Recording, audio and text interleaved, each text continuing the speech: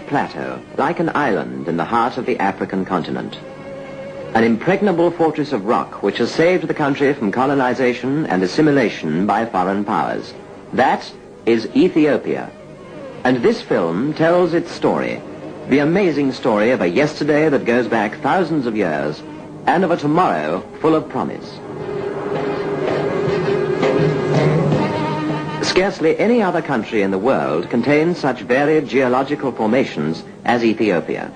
The gigantic mountains, many of them rising steeply and unexpectedly out of the plain, conceal numerous volcanic lakes, unexplored relics of volcanoes long since dead, recalling the birth pangs of Africa.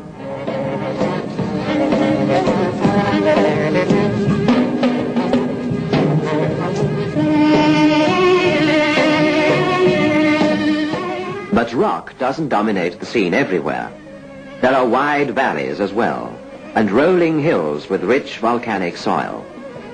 Here, cattle and sheep find green pastures, and here the peasants grow the teff to make their daily bread, the local injera, and many other cereals.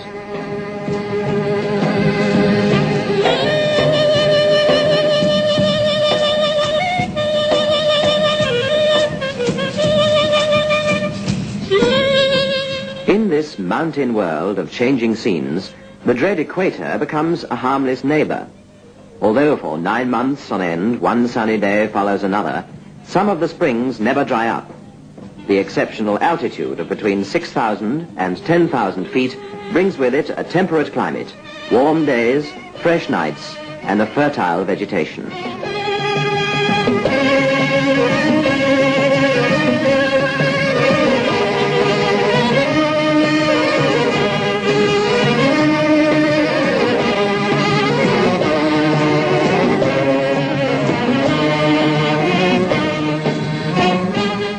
The tree-covered hills keep their rich, dark green color all the year round. Ancient forest giants rise above a mysterious vegetable kingdom seldom touched by the foot of man.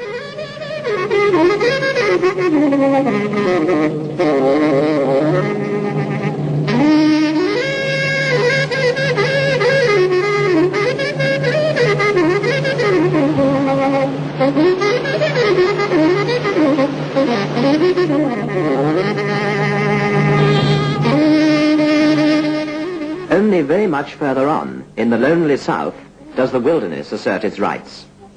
In Borona, an unexplored area where dry steppe and impenetrable bush meet, the animals have a paradise of their own. The inaccessibility of some areas has become a real blessing to the wild denizens of the bush. You still meet them at every step, the herds of kudus with their pointed horns, and the long-legged gazelles, which will sometimes overcome their inborn shyness and yield to the temptation of curiosity.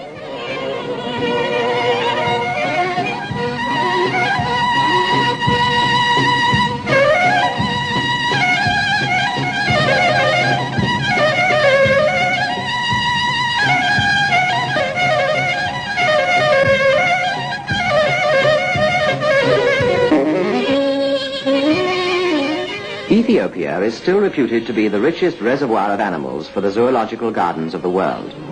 The inexhaustible stock of elephants enjoys special protection from the government.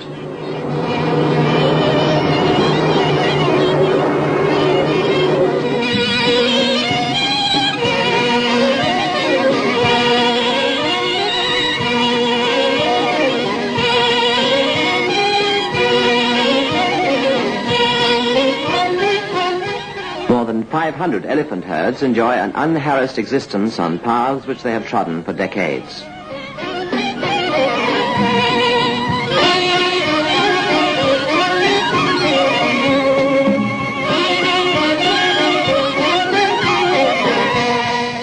In these spaces, devoid of human beings, there is an almost unreal peace, which is hardly ever broken by hunters seeking trophies or prey.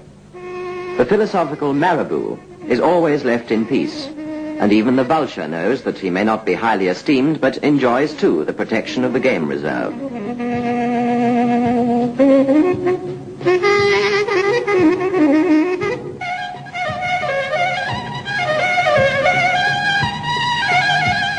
The The Ethiopian giraffes, wandering in herds of up to 20 through the hot and shimmering bush, are among the most beautiful and colorful of their species.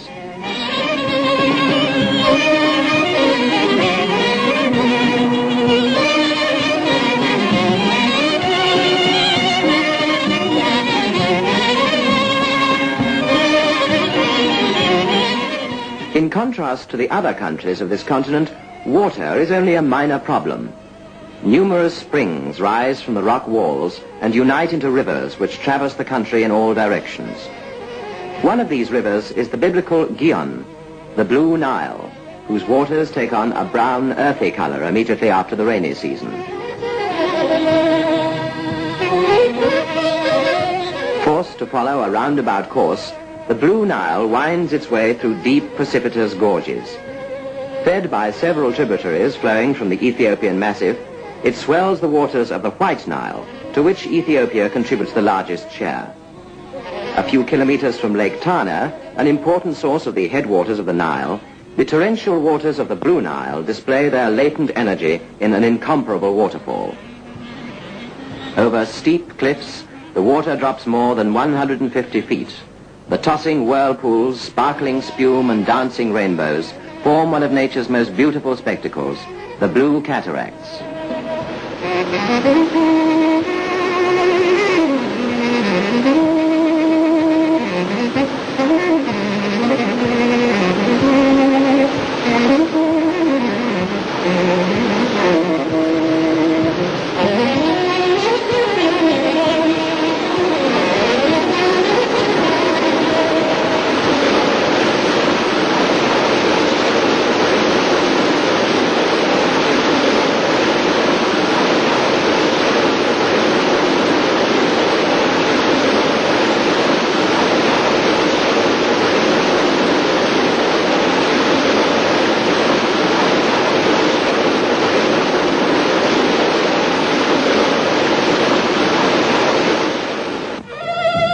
On the shores of Lake Tana, the second largest lake in Africa, you still find the perfect charm of a mode of life untouched by Western civilization and modern technical developments. From the papyrus reeds that grow in great profusion in every bay, the local ferrymen build their Talakuas, boats that are as light as feathers and float upon the water like corks.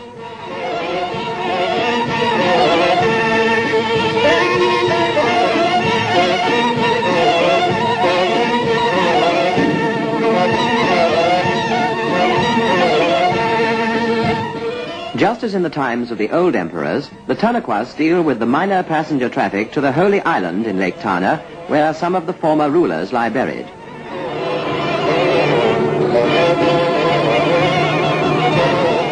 Relics of the old imperial civilizations are to be found in the north of the country, where early immigrants from northern parts built up a strong and flourishing empire. These immigrants, some of them of Semitic and Hamitic origin, are looked on as the founders of Ethiopia.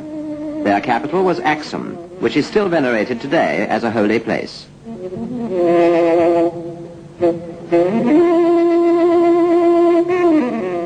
The symbol of Aksum, and an unsolved mystery for all archaeologists, is the leaning obelisk, a granite monument hewn from a single block.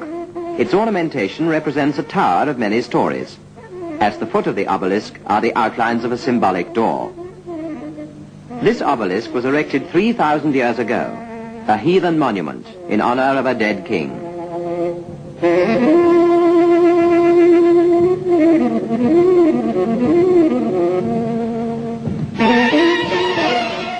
The foundation of what is now the Church of St. Mary in Aksum also dates back to the days of the Old Testament. Its history is closely linked with the introduction of Christianity in the 4th century, and even today it is a center of spiritual life.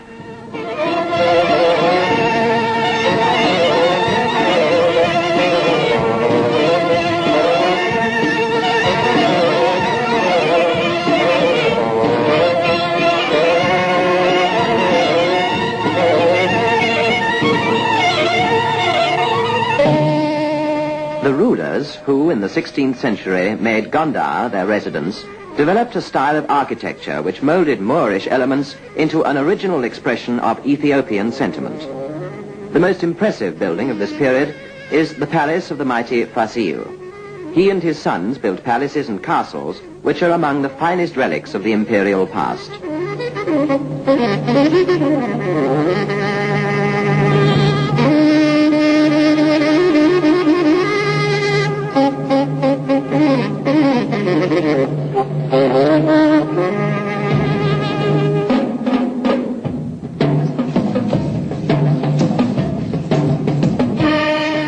If you judge the different stages of civilization as they are reflected in the life and customs of the people, you will here make a startling discovery.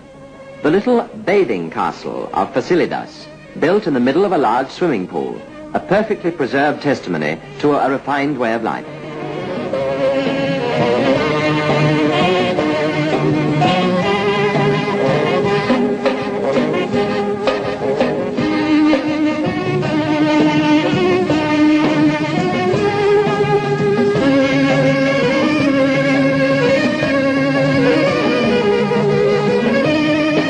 Ethiopia is the land of old churches and monasteries. Many of them are quite intact and tell of the Christian tradition of a people whose culture has from the beginning been closely linked with the church.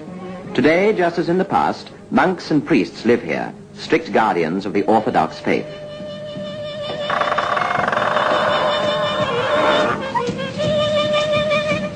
The greatest wonders from the Ethiopian past are the rock churches.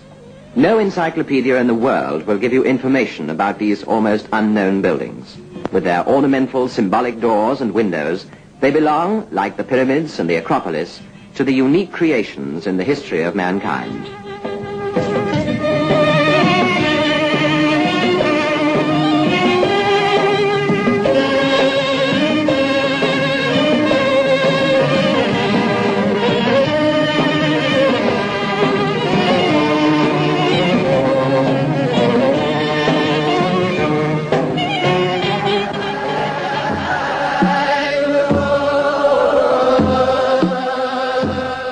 It was a king named Lalibela who, about the year 1000, gave the order that churches should be hewn into the rock.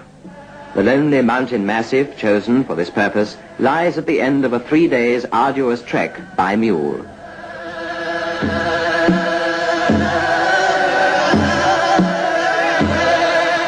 The whole complex of 13 buildings is a bewildering labyrinth of caves and passages in all directions.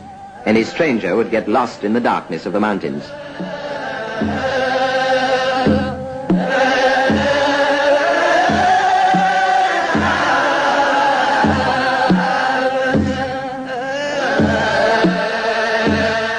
The favorite retreat of priests and pilgrims is St. Mariam. Teachers and pupils meet in the forecourt of the church for communal study of the ancient scriptures. Instead of the Latin of the Roman Catholic liturgy, in the Orthodox liturgy, Ge'ez is used, a predecessor of the Amharic language.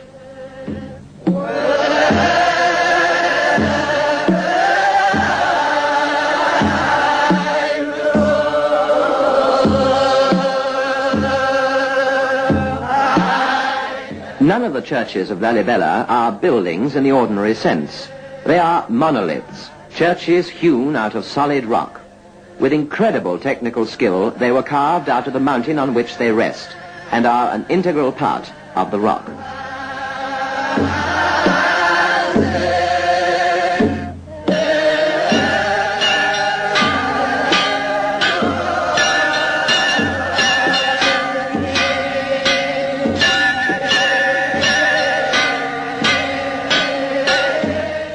The interior of this church, which is dedicated to Our Lady, contains a number of colored reliefs, all in the shape of the cross.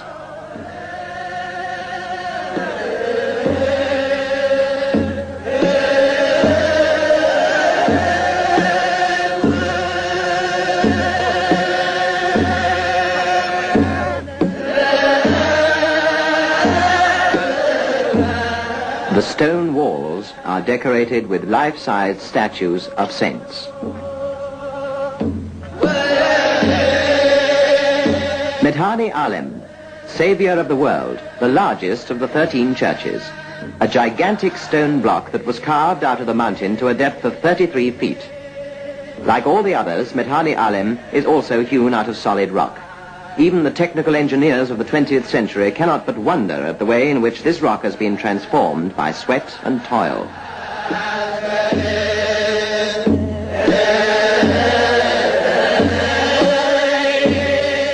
Abar Libanos, protected by a natural roof provided by the mountain, was driven sideways into the rock.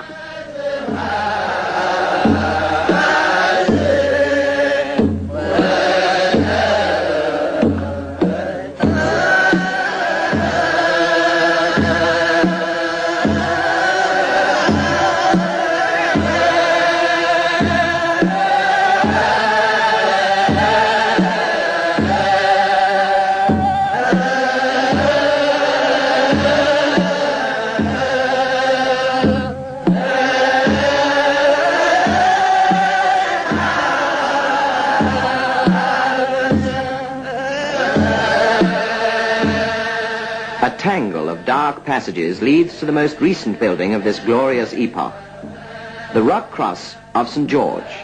This unique creation has become a permanent symbol of an invincible faith.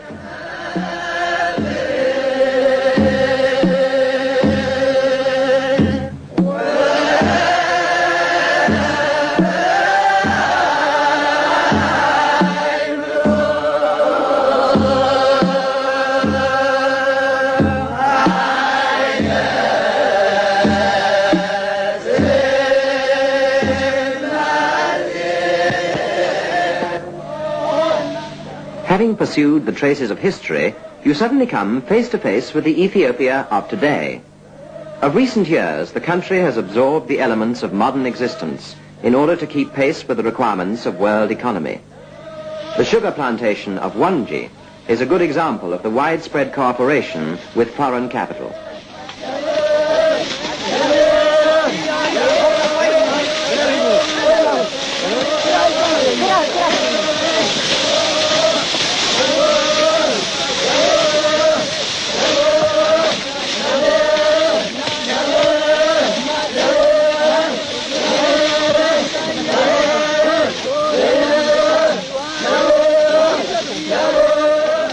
In the valley of the Awash, on rich soil and under a burning sun, the sugarcane grows for mile after mile.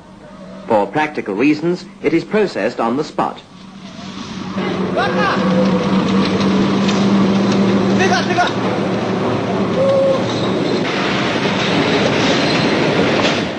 More than 3,000 laborers work on this plantation, and the output of the continuous process of production satisfies the needs of the whole population of 20 million.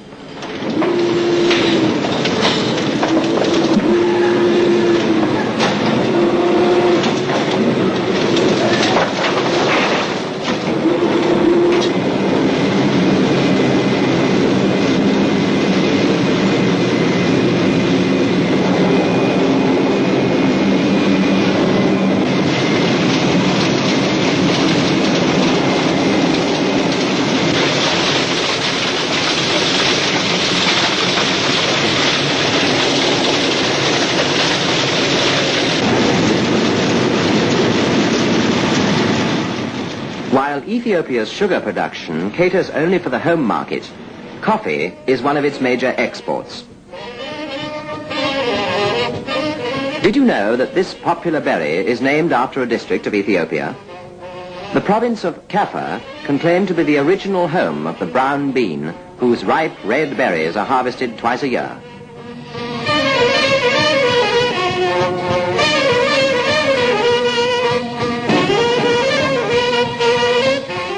Here, coffee grows completely wild in shady and humid forests.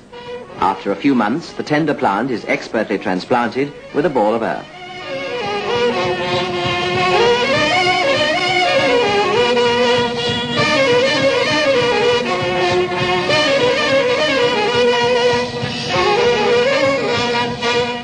Recent efforts and scientifically tested growing methods are gradually transforming the original coffee fields and are developing strains of coffee whose products are in constant demand from the greatest coffee merchants of the world. A fine aroma and intensive fragrance are the special features of Kaffa coffee.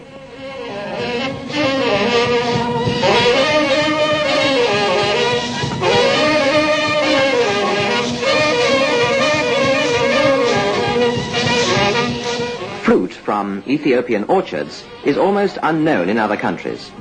This is because until a short time ago, people did not go beyond what was needed to satisfy their local needs.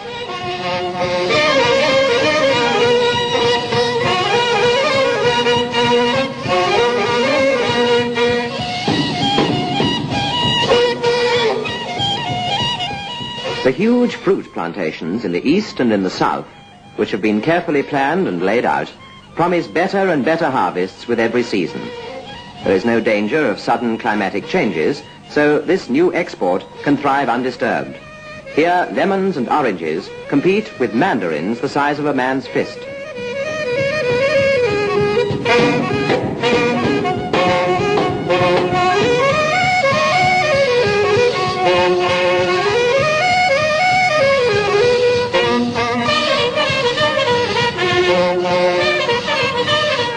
On the branches of the grapefruit trees, these giants among citrus fruits grow to the size of a child's head.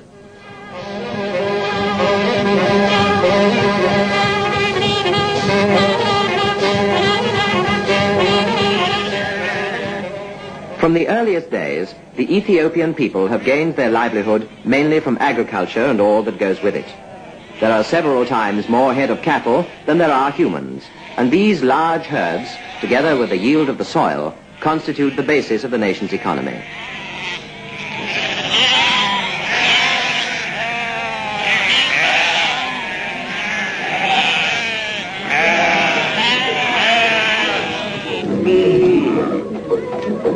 In the course of thousands of years, the different kinds of cattle have adapted themselves to the varying conditions of the country.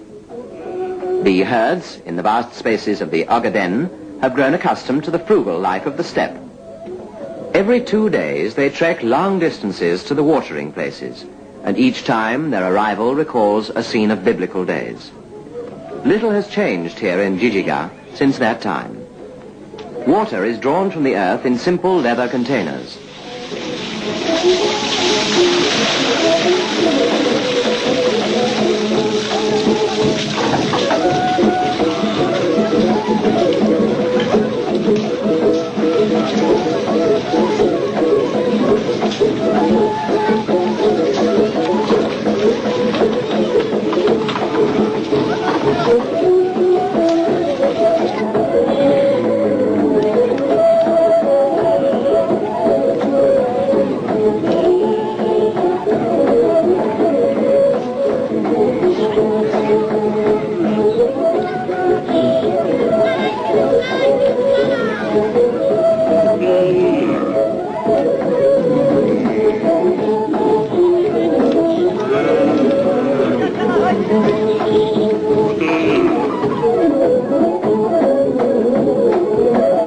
On the bush-covered plain, cattle is tough and sturdy.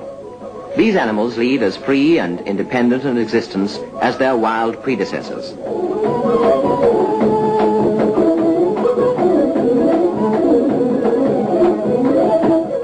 But there lurks a vicious enemy which threatens the Ethiopian cattle as well as any others. Rinderpest. Until a few years ago, thousands of cattle were killed annually. Where man and beast live in such close community and dependence upon each other, epidemics are a menace to life itself. Since the vaccination of cattle has been made compulsory by law, all cattle within reach have been brought to the vaccination centers.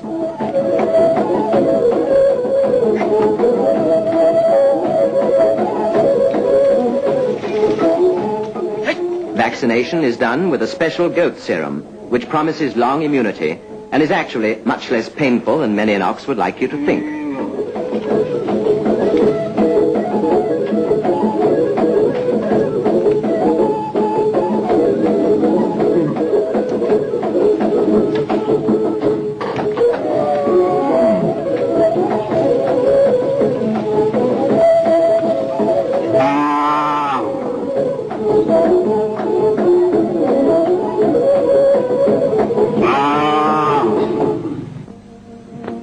Had Ethiopia remained a purely agricultural country, it would never have been able to emerge from its geographical isolation.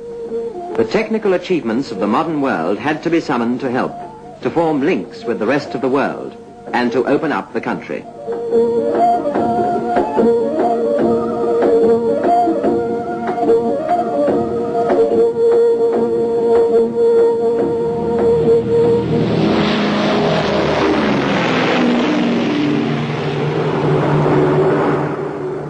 Ethiopian Airlines was set up, a great feat of civil aviation in this mountainous atmosphere, which, in the 10 years of its existence, has been one of the most successful ventures of the government.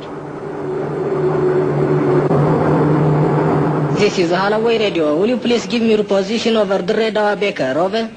Holloway Radio, this is Easy Ter 3 at 10,000 feet of Victor 309 Zebra. And as we happen to be on the move, what about a trip to the New Flower? This is not a recently discovered plant, but the Amharic name for the capital, Addis Ababa.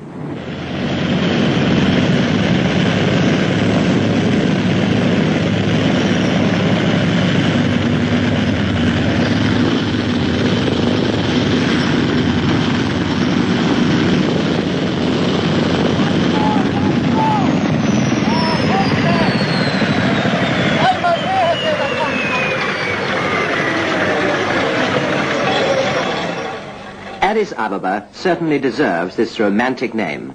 It is one of the most charmingly situated towns anywhere, and at the same time, it is the intellectual, political, and economic center of the country. It is also the center of tourism and of communications, and from here, the most colorful airline of the world maintains regular services to 26 points within the country and to the main airports of the Orient.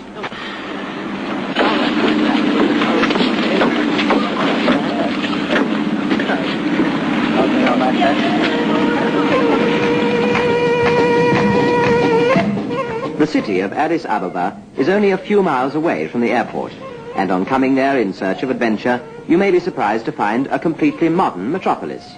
If you are accustomed to living in a big city, you will feel quite at home. Asphalt streets, massive office blocks, and no room to park.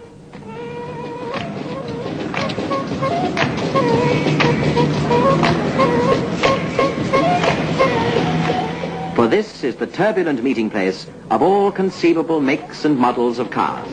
As in England, you drive on the left. As you explore the city, which with only 400,000 inhabitants covers an area approximately the size of Paris, you will come across a lot of very pleasant things in a very pleasant way. The theater is there, as well as your comfortable hotel.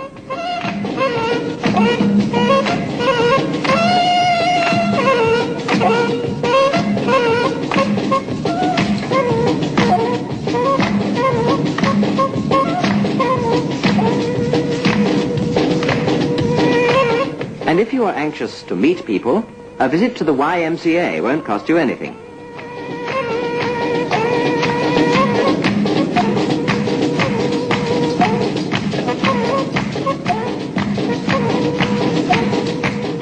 The influence of the Christian tradition is very noticeable in Addis Ababa, where modern churches dominate the city.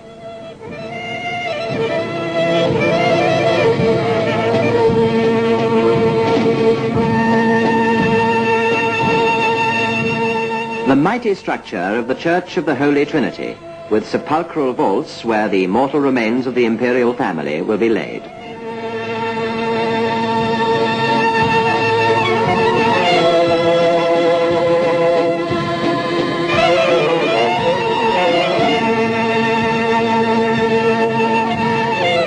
Standing alone on a hill, the mausoleum of Menelik II can be seen from afar. Menelik ruled at the turn of the century, when Ethiopia stood on the threshold of a new age.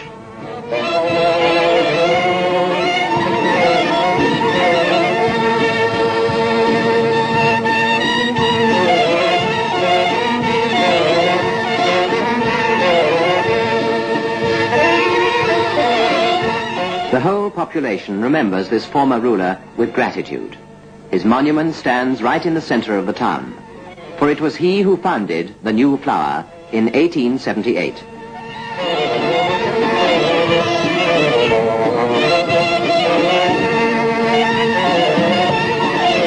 The present ruler has continued the work of his predecessor and has made Addis Ababa into an imposing city.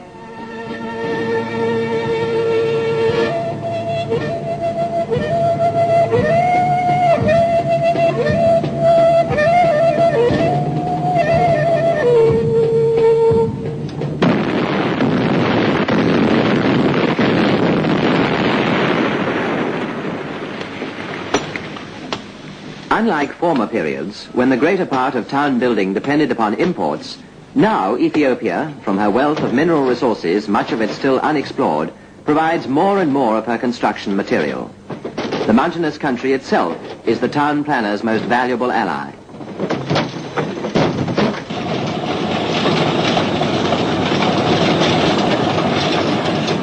It provides suitable and durable building material, and in addition, a steady supply of limestone and other materials for the production of cement.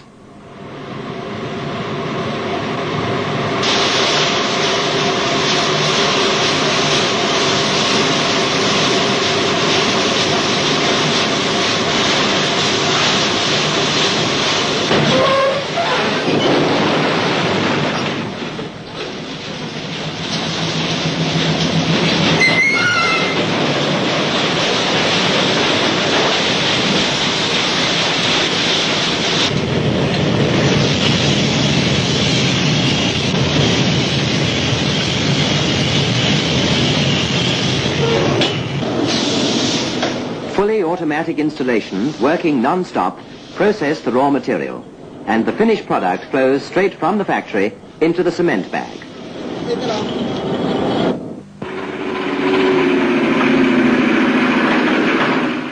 Other branches of the economy, which were brought to a standstill by the late war, have been started up again everywhere. First, all the opportunities offered by the hidden wealth of the country were explored. Almost overnight, the state tobacco monopoly took charge of the needs of the smoker.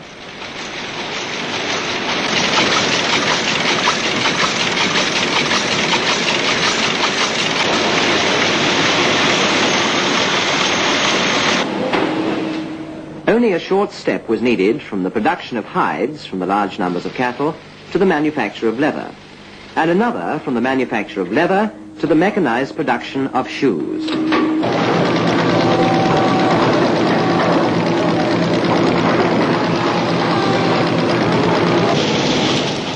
The textile industry is making great efforts to satisfy the requirements of the home market.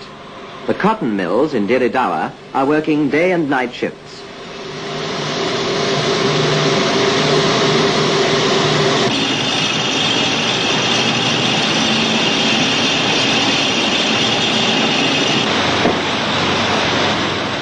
Steered by a steady hand, the Industrial Revolution took hold of Ethiopia. Imperceptibly, it molded the simple native, living close to nature, into a new and unfamiliar type, the industrial worker. But the master mind that is the driving force behind all this pursues its aim with the prudence of an experienced pedagogue.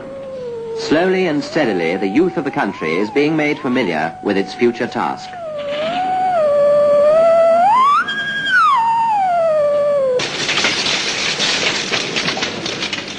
Public opinion is kept informed of these developments.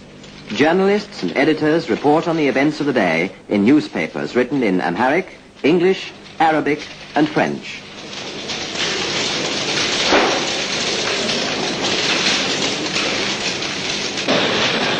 The Western model is easily discernible in the new mode of life, but it is not just being slavishly copied. For the soil in which the future grows is a tradition which dates back 3,000 years and which is never forgotten. Mass production meets the requirements of today, but folk art and handicrafts link the present with the past. Traditional ornaments and utensils are made from the ivory of tusks of elephants and buffalo horn.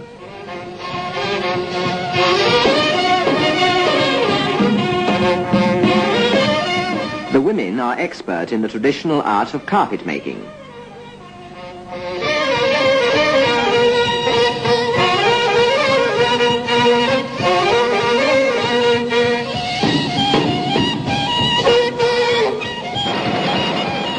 It may at first seem surprising, but the shama, a part of Ethiopia's national costume, does not prevent any woman from taking a liking to modern fashions.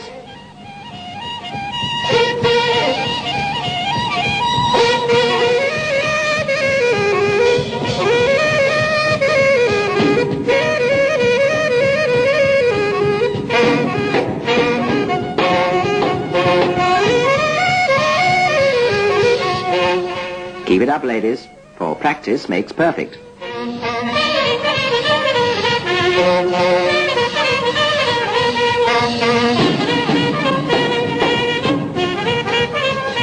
In case you have to make a telephone call, the exchange in Addis Ababa will quickly put through any international call you want. The days of isolation are definitely over. There are connections with any town at home or overseas. I'm trying to connect you. Hello, Smara. Smara. Hello, Smara. Hello. Addis Ababa. Hello, Kutrale.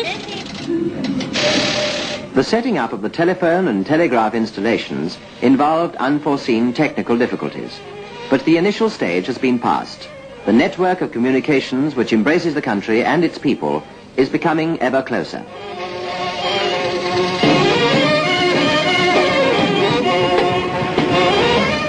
Of equal importance was the development of the road system. A network of vitally important roads radiates from the capital. Road transport is on the move, and you can drive from Addis Ababa to the Red Sea, hundreds of miles away.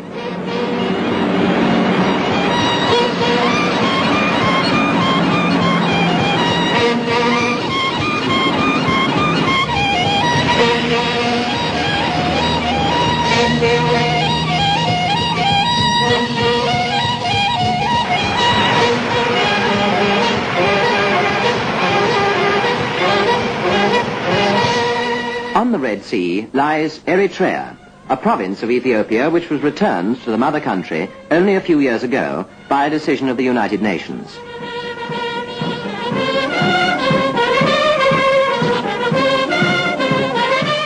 With this reunification, which removed a political shadow from the map, much has changed in Eritrea.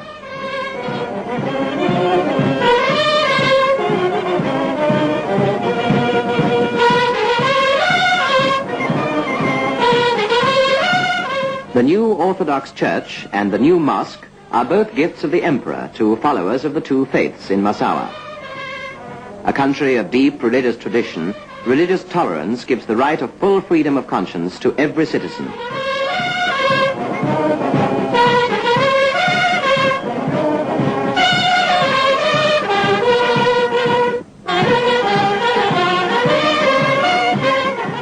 The new schools in Asmara are built according to the latest developments of international architecture.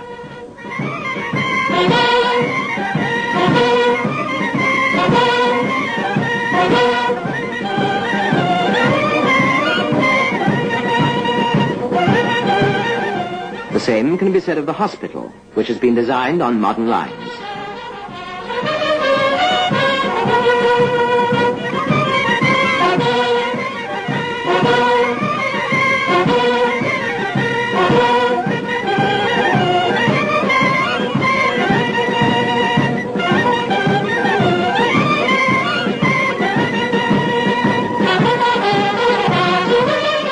The scorching heat on the coast of the Red Sea has earned the port of Massawa the name of the Gate of Hell.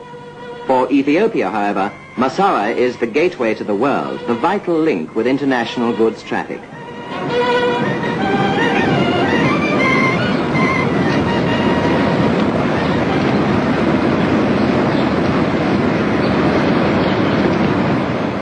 Ships from all over the world tie up at the quays. This is a meeting place for trade and commerce between different countries. Indispensable imports are unloaded, and more raw materials are exported.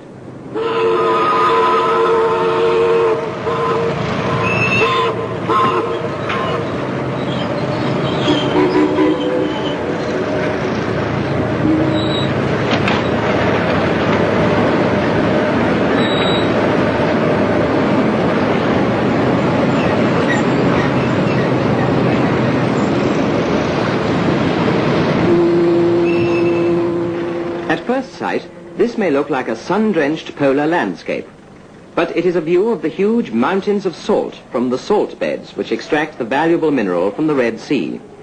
The high salt content of the water forms the basis of a profitable industry. The coarse raw salt is obtained by evaporation. The chief forms employed in this process are sun and time. Both work free of charge in Massawa.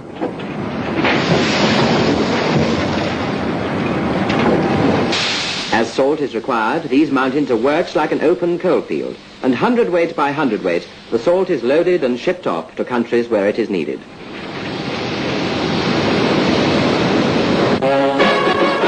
In spite of all these serious preoccupations, pleasure is never neglected.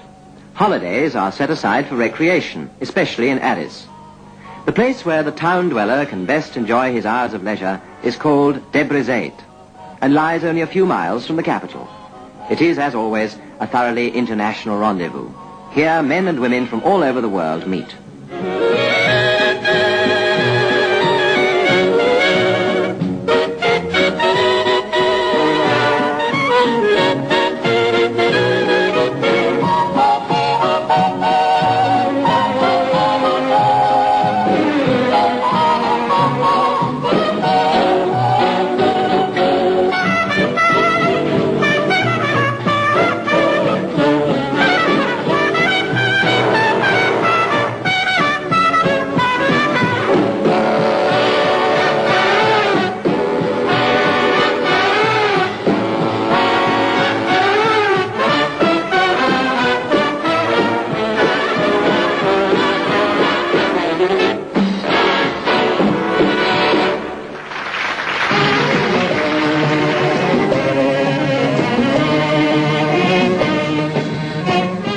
Debre lies at the edge of a volcanic lake, surrounded by rolling, hilly country.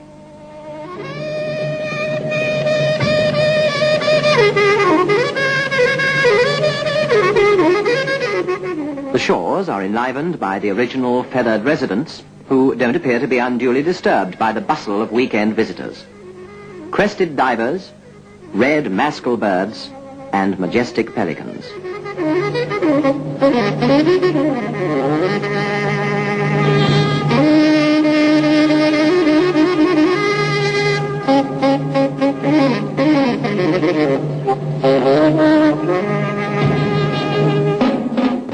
The splendid, colourful sight of the many visitors in their Sunday best induces a holiday mood.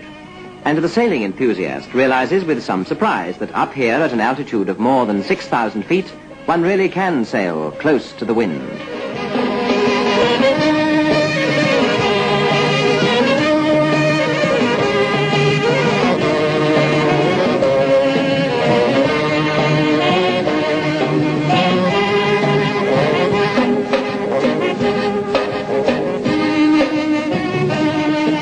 Almost the highest sailing club in the world, the members still have some difficulty in coping with the vicious squalls which blow across from the hollow of the famous Hyena Valley.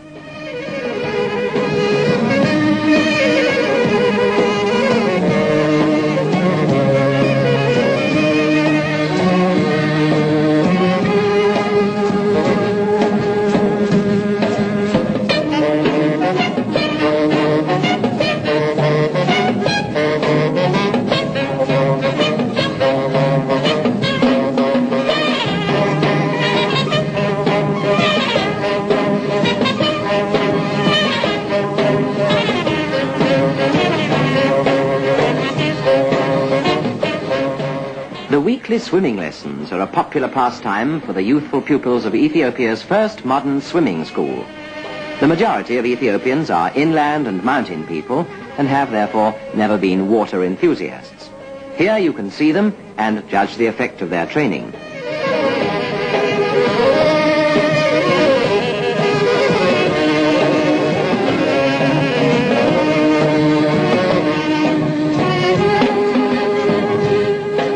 The history of education in this country is a sociological phenomenon. The Menelik II School, founded in 1905, and the Tafari McConnell School of 1922 were the first modern schools. Now there is hardly a town or village without its school, as well as the numerous traditional church schools.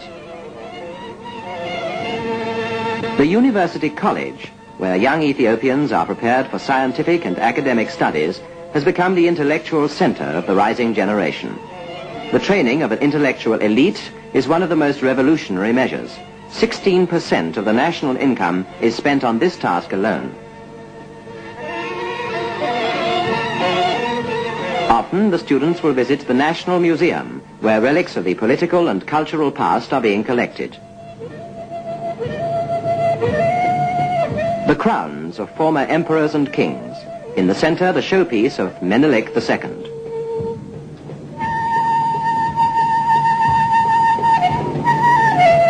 This collection is priceless.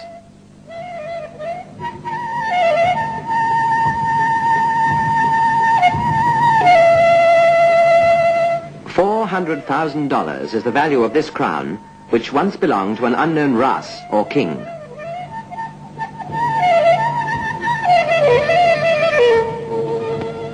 Near this museum, where tradition fills the air, a young painter is at work. He has studied abroad for many years and has now returned in order to combine the technique he has acquired with the spirit of his homeland.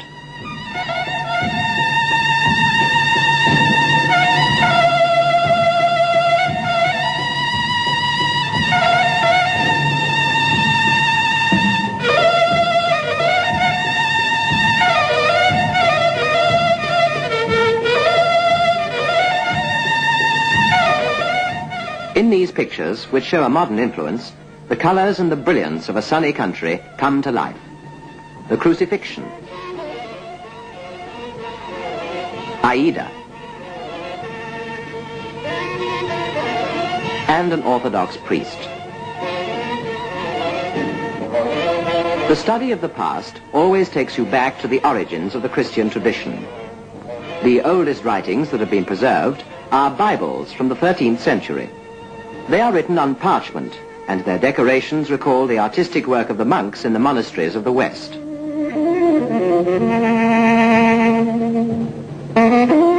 All the illustrations, which are characterized by formal and colorful ornamentation, are strictly symbolic. The central figure is always Christ.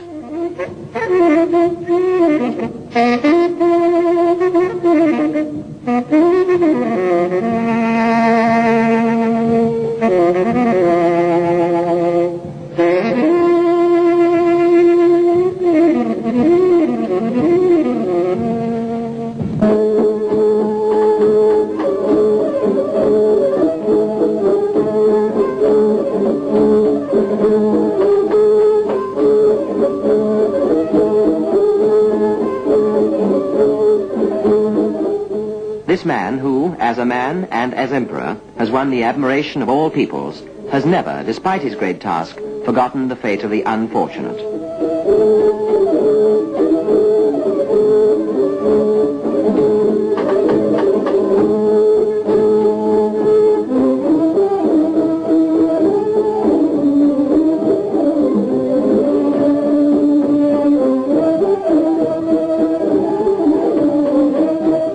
Everywhere is told the story of his generosity. Wherever he meets distress, a poor sick man or a child of poor parents, he pays for the treatment himself. Often the necessary operation is performed in a hospital that bears his name.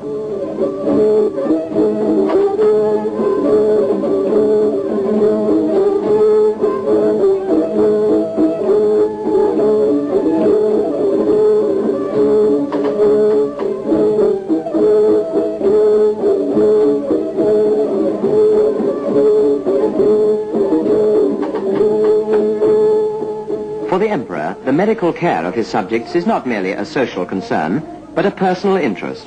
Quite frequently, he is present in the theater in order to watch an operation.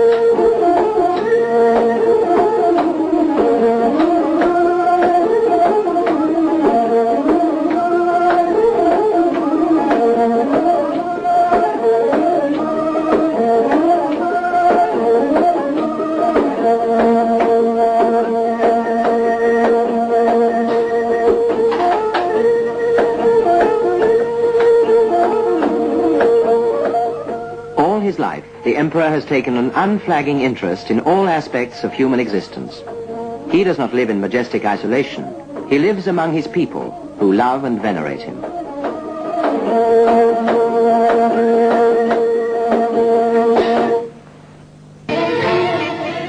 This is the Imperial Palace.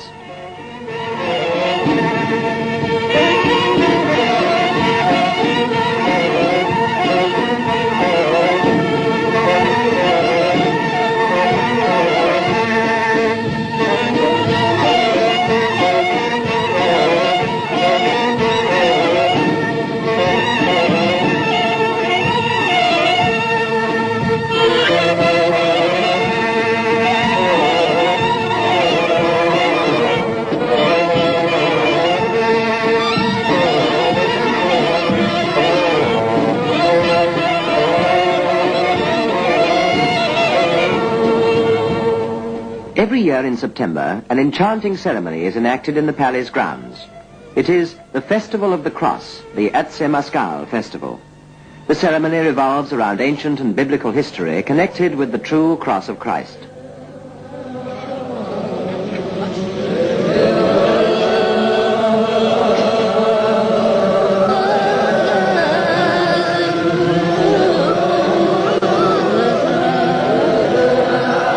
The priests pray for God's blessing and for the well-being, strength and health of the emperor in the coming year.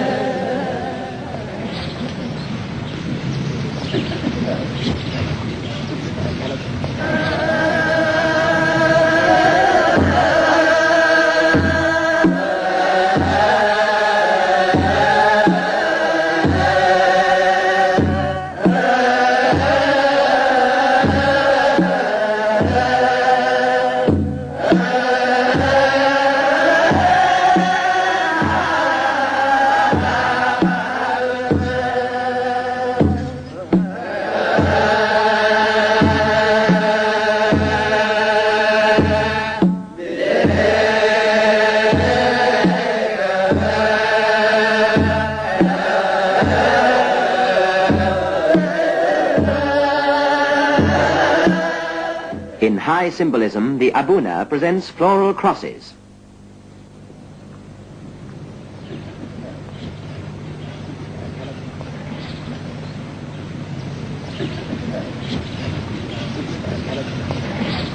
The spiritual dances and songs of the priests provide the setting for this festive ceremony.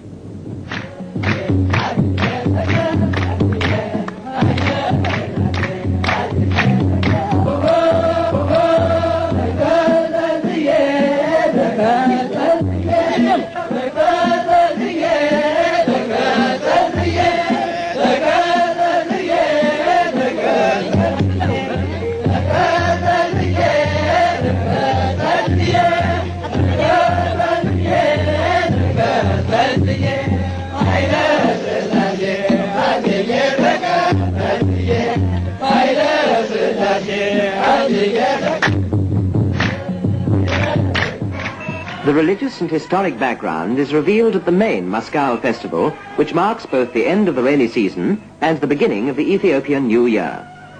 The whole population turns up with long sticks and crosses of flowers to symbolize the blossoming of the countryside and the discovery of the true cross by the Empress Helena. It has been prophesied that the cross of Christ shall come to Ethiopia. In the middle of the square, as in all other towns and villages, a pile of logs, a damara, is built up.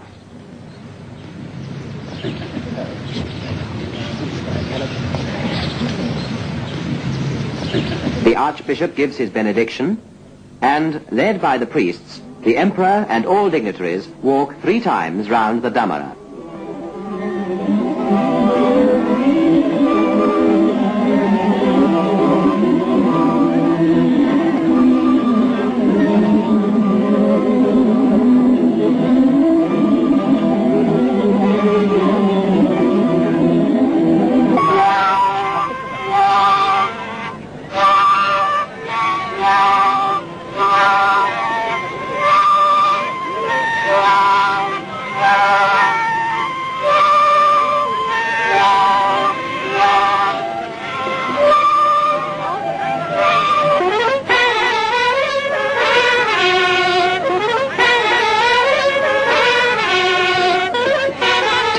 thousands of inhabitants are already waiting in their white shemas on the edge of the square. They have come in groups from every quarter of the town.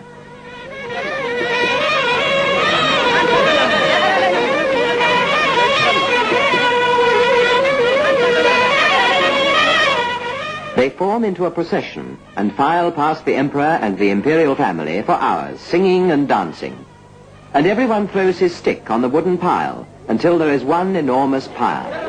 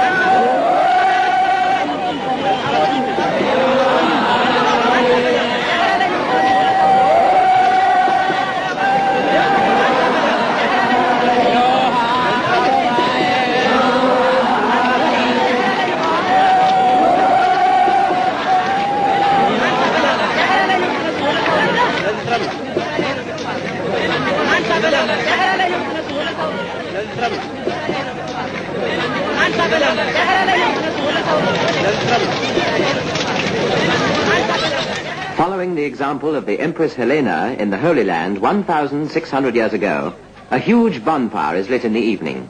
That is the moment for which the young people have been waiting. They watch the spectacle with shining eyes and celebrate the festival of the year with happy abandon.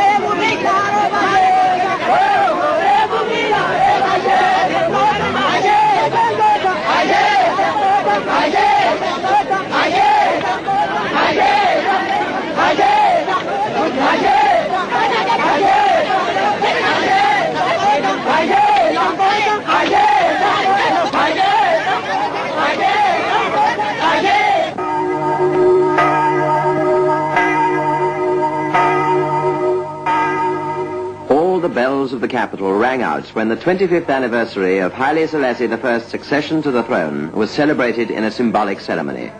The Jubilee of the 225th ruler of Ethiopia does honor both to the man and his work.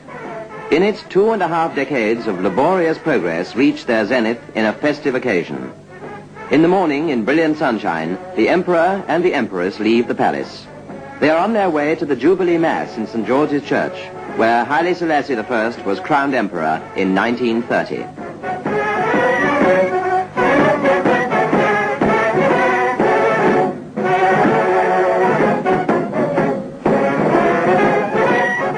A motorized escort accompanies the procession through the triumphal arches that span the streets, which are lined by a dense crowd of thousands of people.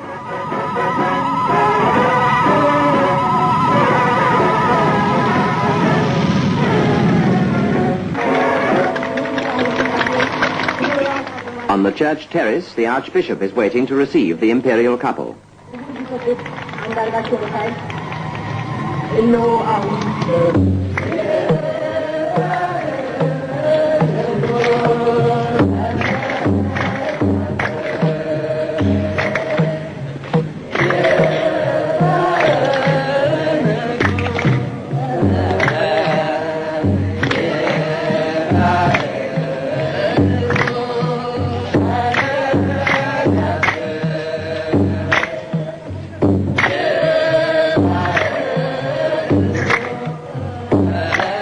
Three times the Ligaba taps the ground with his staff, the signal to the guests that the Emperor and Empress are about to enter the church.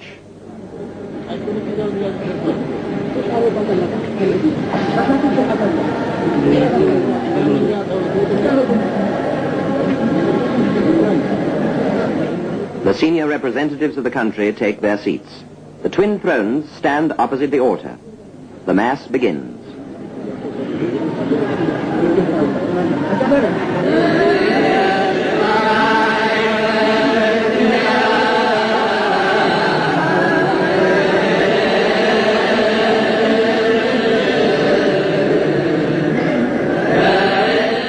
The Archbishop and the bishops, 13 altogether, in their precious vestments. Jointly, they celebrate one of the greatest and most solemn masses that has ever been celebrated.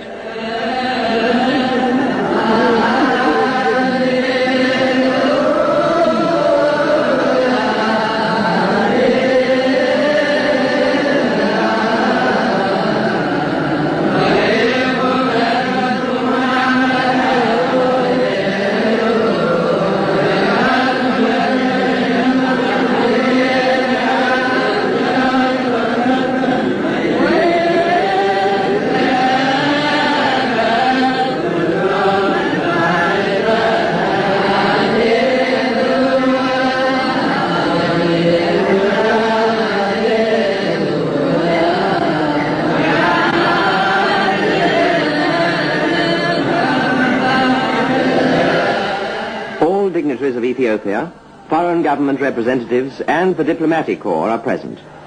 Not far from the imperial couple, their grandchildren.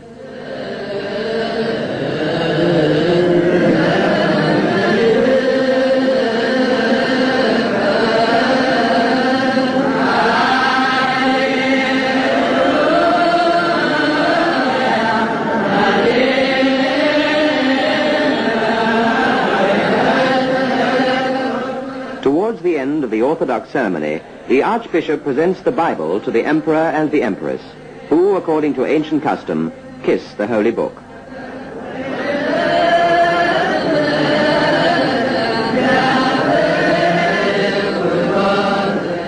Then the highest dignitary of the Church recites the final prayer. May God give to the Emperor, who is a man of God, all that he desires in his heart.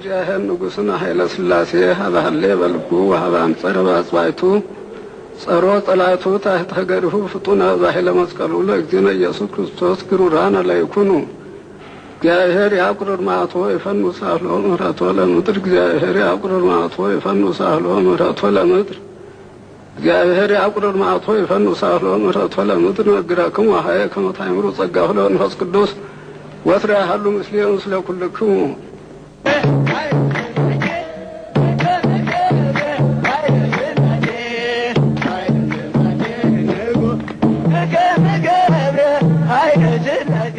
A hymn sung by the priests greets the emperor as he leaves the church. The hidden treasure chest of old Ethiopia now displays the accumulated splendor of thousands of years of imperial tradition. In the purple-red state coach, the imperial couple set out on their triumphal procession through the town.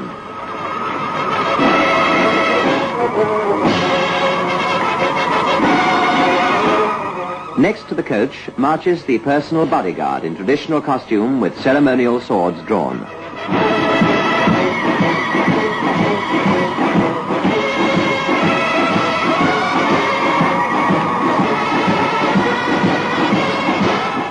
Warlike horsemen in their traditional armor with lions' manes and shields made of rhinoceros hide represent the old tribal princes.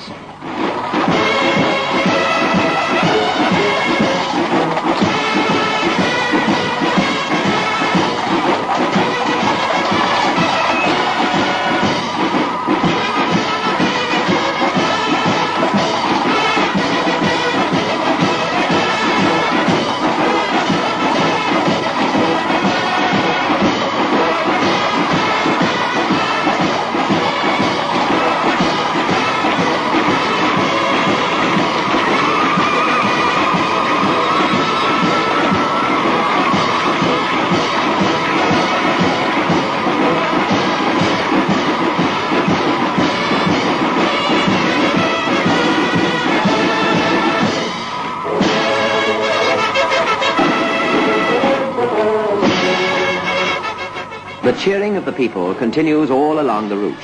High, vibrant notes issuing from thousands and thousands of throats accompany the scarlet coach on its journey. The streets are overcrowded. The people are allowing full play to their enthusiasm.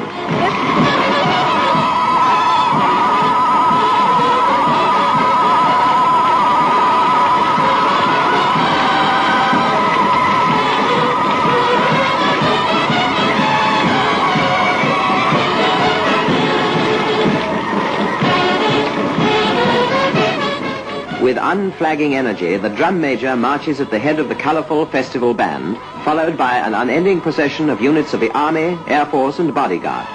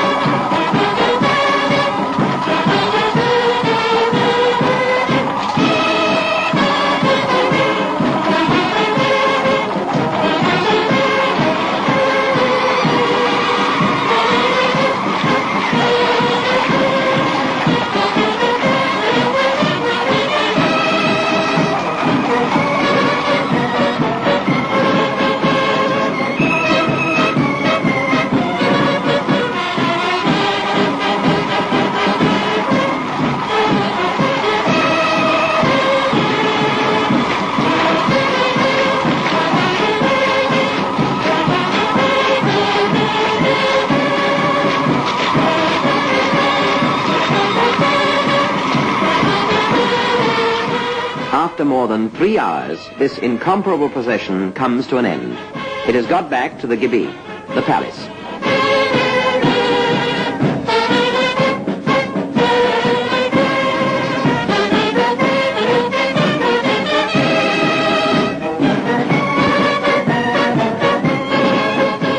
The state coach stops in front of the steps leading up to the portal, and Emperor and Empress return to their residence, which is already preparing for yet another event.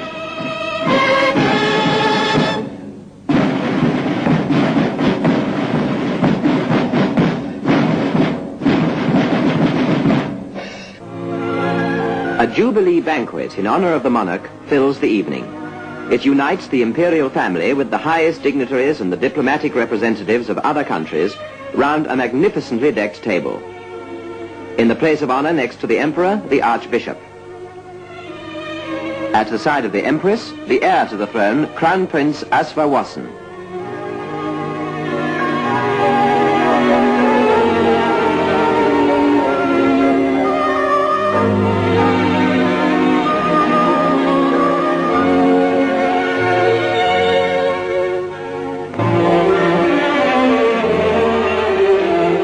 The feast ends on a light and gay note. In the throne room, in the presence of the imperial couple, high society celebrates the occasion by dancing late into the night.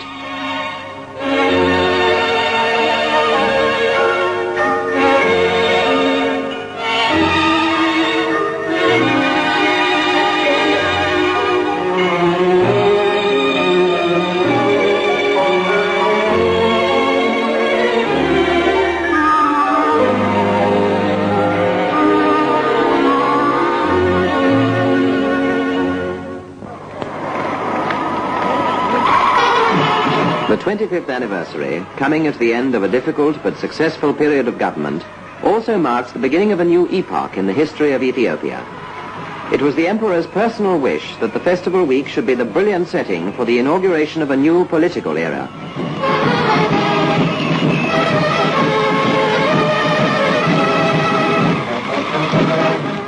The next day, the emperor went in the coronation coach to the newly rebuilt Houses of Parliament.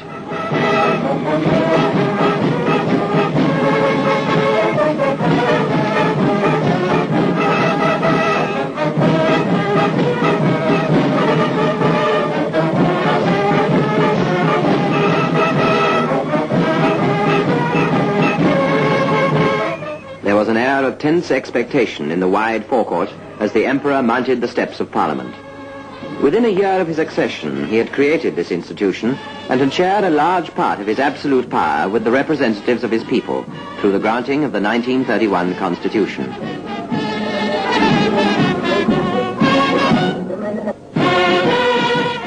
In the throne room, as a Silver Jubilee grant, lay a revised constitution to be signed by the emperor.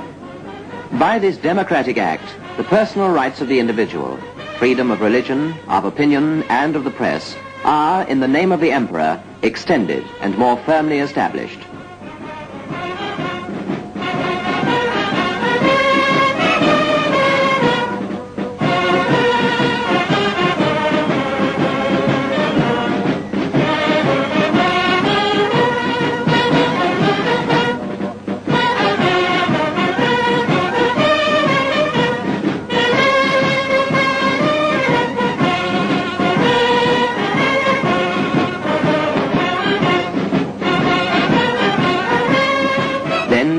Went to his dais in Parliament. His speech was broadcast to the whole country. The whole of Ethiopia was at this hour listening to this historic speech from the throne, which outlined the policy and the legal basis of future developments. የሀሳባችን ዋናው ዓላማ የንጉሠ ነገሥት መንግስት ግዛታችን ተወላጅ ዜጎቻችን ሁሉ በመጠናቸው በምክር ቤት ውስጥ በሚገባ እንደራሴ እንዲኖራቸውና በዘርም ሆነ በሃይማኖት በመካከላቸው አንድም ልዩነት እንዳይኖር ለማድረግ ነው። ማናቸውም ኢትዮጵያዊ ትክክል መብት እንዲኖረውና የተወደደ ህዝባችን ሁሉ የአንድ ትልቅ ቤተሰብ ተወላጆች ሆነው በወንድማማችነት እኩል እንዲኖሩ ዘወትር የተከተልነው ዓላማ ነው። በንጉሠ ነገሥቱ መንግስት ግዛት የሚኖሩ ሰዎች ሁሉ ሃይማኖታቸውን ስርዓት አክብረው በነጻነት ለመፈጸም አይከለከሉም። የ25ኛውን የዘውድ በዓላችንን ለማክበር ስላበቃን ፈጣሪያችንን እናመሰግናለን።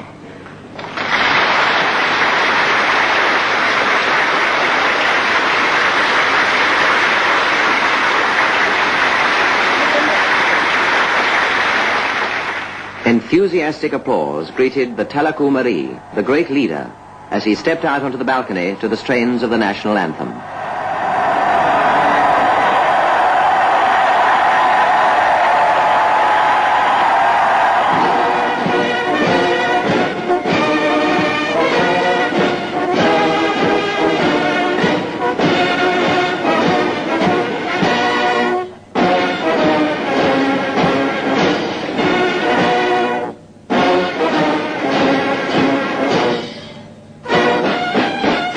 As one of the last remaining monarchs of our world, this philosopher on the imperial throne has devoted his whole life to his country.